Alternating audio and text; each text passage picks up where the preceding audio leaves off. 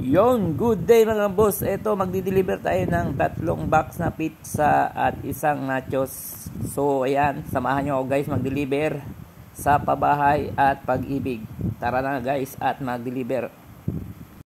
So, ayan, papunta na tayo sa ating destination para i-deliver yung 3 box na pizza saka isang nachos.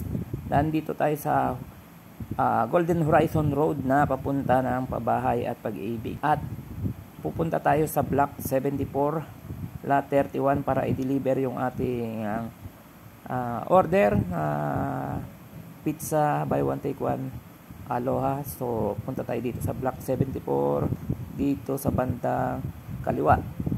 Ayan, papasok tayo dyan sa eskinita dyan sa kaliwa. Ayan, medyo masikip ang daan dito. Ayan, ang daming mga bata kasi labasan ng mga estudyante ngayon, merienda time. So, nag-order si ma'am para sa kanyang buy one, take one, Aloha. At i-deliver na natin. Tara na guys at mag-deliver. Pasok lang tayo dyan sa eskinita para mapuntahan natin yung kanyang bahay. Ayan, sa banda dyan sa may kaliwa. Ayan, pasok lang tayo dyan sa may eskinita dyan sa may bandang Block 7431. Ito, malapit na tayo sa customer natin. Ito na siya at ibigay na natin yung kanyang order. Ayan, tawagin na natin si ate para maibigay natin yung order at kunin natin sa mahiwagang box yung ating pizza. Ang order niya ay buy one take one na Hawaiian. So ibigay na natin kay ate ang ating order. So, ayan, tawagin lang natin si ate at ayan, binigay natin yung pizza at kinuha natin yung bayad. So, sakto naman yung bayad niya at proceed na tayo sa next customer. Isang nachos at isang pizza yung i-deliver natin sa Block 69, Lot 27. So, diretso lang tayo dyan sa may bandang kanan, liko tayo sa bandang kanan. Ayan, dyan sa may bandang kanan.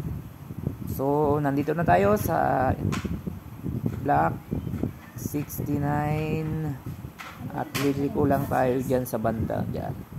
So, ito na tayo sa Block 69 at ibigay na natin yung kanyang order dito sa hanapin lang natin kung nasaan at baka tayo nagkamali ng. So, ito na yung bahay na nag-order. Kunin na natin yung kanyang order dito sa mahiwagang box natin. Isang nachos, saka isang pizza. So, ito na si boss. Kukuha ng pambayad. So, wait lang tayo sa kanyang bayad para maibigay natin yung kanyang order. Wait lang tayo sandali.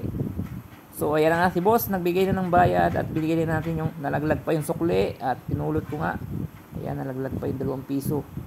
So, bilangin natin yung binayad niya. Sakto naman, 215. So, ayan. So, yun na nga. Balik na tayo sa ating shop.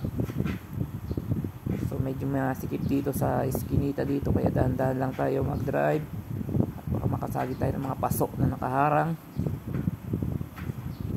Nandito tayo sa pabahay, Golden Horizon, mga boss. Ayan. So, balik na tayo sa ating shop.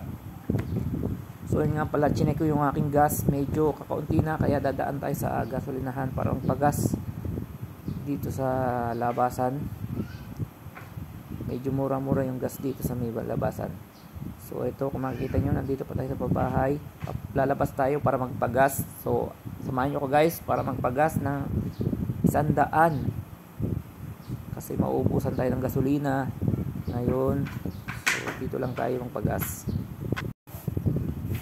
Ayan na nga guys, dito na tayo sa may labasan at magpapagas tayo kasi maubos na yung aking gasolina. So, ayan, magpagas muna tayo guys.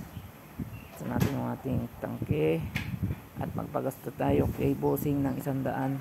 So, ayan, kung makita nyo guys, wala na tayong gas.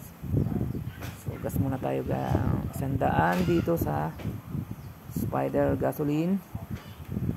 So, ayan, kung makita nyo si bossing nagagas at ayan si bossing pang isa. Ayan, Saglit lang yan, 100 lang. Bali yung kukonsume natin na gas 100 isang araw sa ating pagdi-deliver araw-araw 100. Kaya kung makita nyo, tuko tayo ng pambayad kay bossing at ibigay natin yung pambayad natin. So ayan, natapos na niyang gasan at bigay natin yung bayad na 100. So yun nga guys, salamat sa naggas sa atin kay bossing at tayo ay ready to go na para sa shop, uwi ng shop, and hanggang sa muling pagdi-deliver. So bye bye.